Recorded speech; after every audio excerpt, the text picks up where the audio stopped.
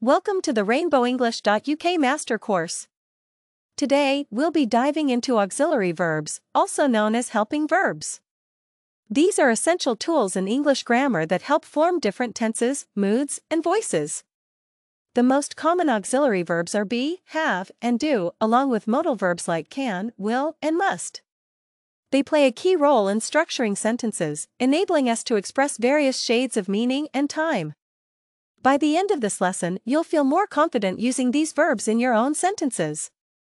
Let's get started. Auxiliary verbs for tenses. At RainbowEnglish.UK Master Course, we emphasize the importance of mastering tenses, and auxiliary verbs are central to that.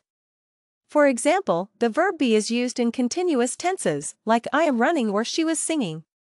The verb have helps us form perfect tenses, such as I have finished or they had left.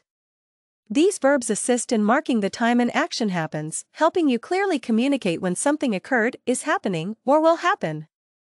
The verb do in questions and negatives.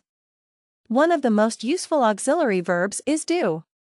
In the RainbowEnglish.UK Master Course, we show you how do helps form questions and negatives in the simple tenses. For instance, do you like coffee, or I don't understand.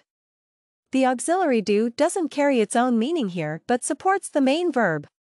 You'll notice it in questions, negatives, and emphatic sentences. This helping verb is crucial for making your English sound natural and structured. Modal auxiliary verbs. Next, let's talk about modal auxiliary verbs like can, will, should, must, and may. These verbs are used to express necessity, possibility, permission, and more. At RainbowEnglish.UK Master Course, we teach you how to use modals to express degrees of certainty or obligation. For example, you must finish your work implies necessity, while she might come to the party shows possibility.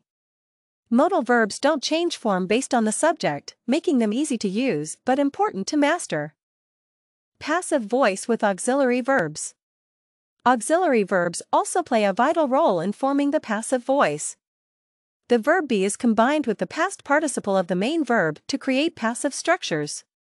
For instance, the book was written by the author or the cakes are being baked. At RainbowEnglish.UK Master Course, we guide you in understanding how to shift focus from the doer of the action to the action itself using passive constructions, a common feature in formal writing. Practice and real-world usage.